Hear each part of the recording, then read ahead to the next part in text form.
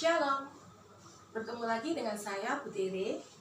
Pada saat ini saya ingin kembali mengajak anak-anak sekalian yang terpaksa harus stay at home untuk belajar akan firman Tuhan. Firman Tuhan pada pagi hari ini saya ambil dari Efesus 4 ayat 29 tentang perkataan yang baik. Mungkin ada yang mau siapkan Alkitab terlebih dahulu, disilakan.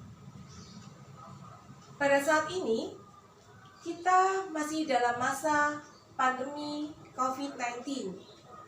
Oleh karenanya, nanti setelah perenungan pada saat ini, nanti kita akan tutup dengan doa syafaat. Firman Tuhan pada saat ini dari Efesus 4 ayat 29. Janganlah ada perkataan kotor keluar dari mulutmu, tetapi pakailah perkataan yang baik untuk membangun di mana perlu, supaya mereka yang mendengarnya beroleh kasih karunia. Berbahagialah orang yang mendengarkan firman Tuhan dan melaksanakannya di dalam kehidupannya. Amin.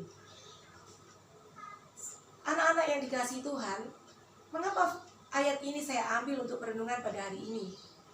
Dilandasi oleh keprihatinan, karena pada hari-hari yang lalu atau selama saya mengajar di kelas, saya sering menjumpai anak-anak dengan mudahnya melontarkan kata-kata dalam tanda petik makian, emosional, marah-marah, dan sebagainya. Atau yang orang bilang katanya miso gitu ya. Nah, anak muda itu tidak sadar bahwa itu kan hal yang biasa. Kata-kata seperti itu biasa, asalkan itu tidak merugikan orang lain. Bukan masalah merugikan atau tidak merugikan orang lain, tapi kita sebagai anak-anak Tuhan diperintahkan untuk menjadi garam dan terang dunia. Melalui apa? Melalui perkataan kita, melalui perbuatan kita. Dalam konteks ini yang disampaikan, janganlah ada kata-kata kotor keluar dari mulutmu. Tidak hanya meso atau memaki, tapi kata-kata yang tidak berguna itu hendaklah tidak kita ucapkan. Lalu perkataan yang bagaimana? Perkataan yang membangun. Di sini dikatakan perkataan yang membangun, sehingga orang yang mendengar itu bisa menjadi termotivasi, bisa bersemangat, bisa menjadi lebih baik lagi. Anak-anakku yang dikasihi Tuhan, apa sih manfaatnya kita membuat kata-kata yang baik? Karena dengan perkataan itu bisa membuat orang menjadi pribadi yang lebih kuat atau lebih kokoh.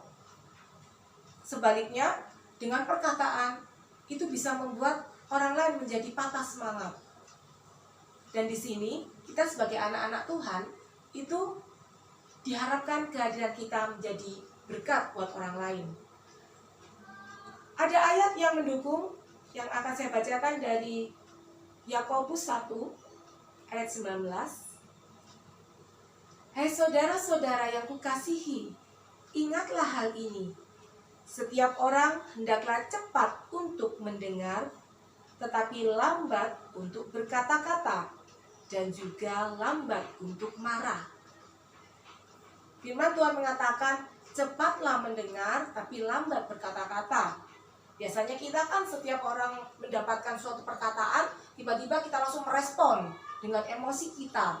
Nah, tapi firman Tuhan mengatakan, cepatlah mendengar tapi lambat berkata-kata. Artinya sebelum kita menyampaikan perkataan kita kepada orang lain, kita harus merenungkan dulu di dalam hati kita.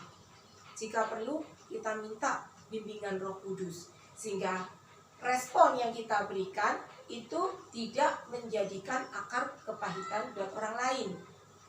Ibarat kalau kita belajar fisika nih, ada aksi, ada reaksi. Nah, supaya kita mendapatkan respon yang baik, aksi yang kita berikan haruslah yang baik. Nah, itu kalau diaplikasikan dalam pelajaran fisika. Ini kalian yang belajar IPA ya, tapi yang belajar IPS pun dulu SMP pernah dapat pelajaran ini. Nah, kemudian masih ada lanjutannya, dan juga lambat untuk marah. Loh Bu, apakah kita tidak boleh marah? Ya, mungkin manusiawi kita marah sebentar saja. Tetapi ada firman lain yang mendukung, yang lainnya. Hendaklah sebelum matahari terbenam, haruslah padam amarah kita. Artinya kita harus saling mengampuni. Meskipun orangnya cuek, nggak merasa bersalah, tidak minta maaf, tidak apa, tetapi kita harus melepas pengampunan sebelum matahari terbenam. Sebelum matahari terbenam. Loh, berarti marah kita, oh nanti sore aja ditahan dulu.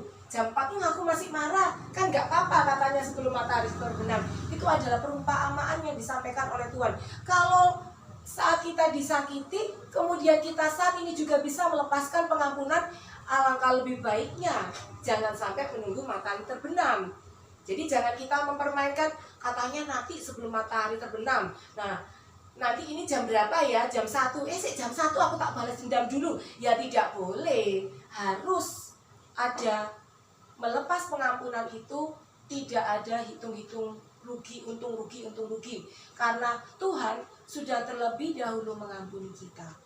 Jadi saat ini anak-anak, meskipun kalian stay at home, saya mengingatkan bahwa dimanapun kalian berada, tetaplah mengingat firman ini. Memberikan perkataan-perkataan yang baik, yang membangun, sehingga orang yang mendengarkan mendapatkan berkat. Khususnya pada saat pandemi COVID-19 ini. Tentu banyak orang yang mengalami kepanikan, kesusahan.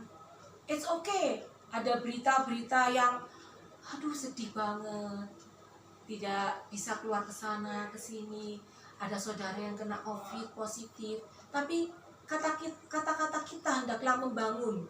Yuk kita berdoa, yuk kita semangat, yuk kita begini melakukan hal yang positif. Jadi apa yang kita katakan, baik itu melalui langsung via telepon atau melalui media sosial, itu perkataan-perkataan yang membawa berkat.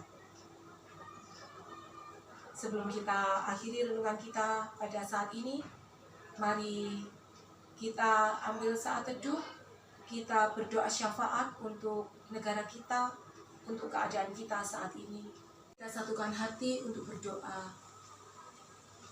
Ya Allah Bapa yang Maha Kuasa, kami mengucap syukur ya Bapa untuk setiap firman yang boleh kami dengarkan.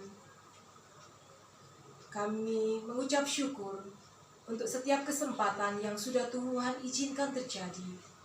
Saat ini kami berdoa untuk bangsa kami, bangsa Indonesia. Ya Bapa, kasihanilah bangsa kami, ampunilah bangsa kami. Kiranya pandemi COVID-19 ini boleh segera berakhir. Kami juga berdoa untuk dokter, suster, dan tim medis. Berilah rahmat yang diperlukan supaya pelayanan mereka untuk menangani pasien-pasien COVID-19 boleh membawa berkat dan menjadi saluran berkat daripadamu. Kami juga berdoa untuk anak-anak kami yang harus stay at home, harus belajar di rumah, harus mengerjakan segala sesuatunya di rumah. Berilah mereka hati yang penuh sukacita, dan biarlah mereka juga mau saling membantu di dalam keterbatasan gerak, dan juga mau untuk memikirkan nasib orang lain melalui perkataan-perkataan yang membangun, melalui perkataan-perkataan yang menyejukkan di masa-masa yang sulit ini.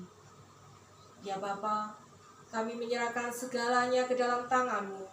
Kiranya Engkau sendiri yang bekerja, karena kami yakin dan percaya bahwa firman-Mu ya dan amin. Marilah kita angkat pujian.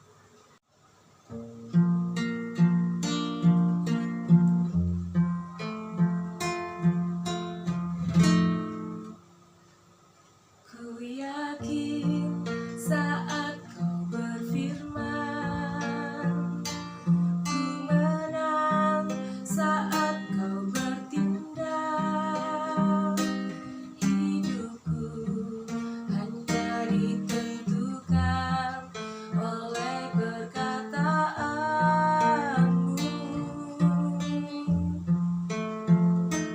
Ku aman karena Kau menjaga. Ku kuat karena Kau menopang.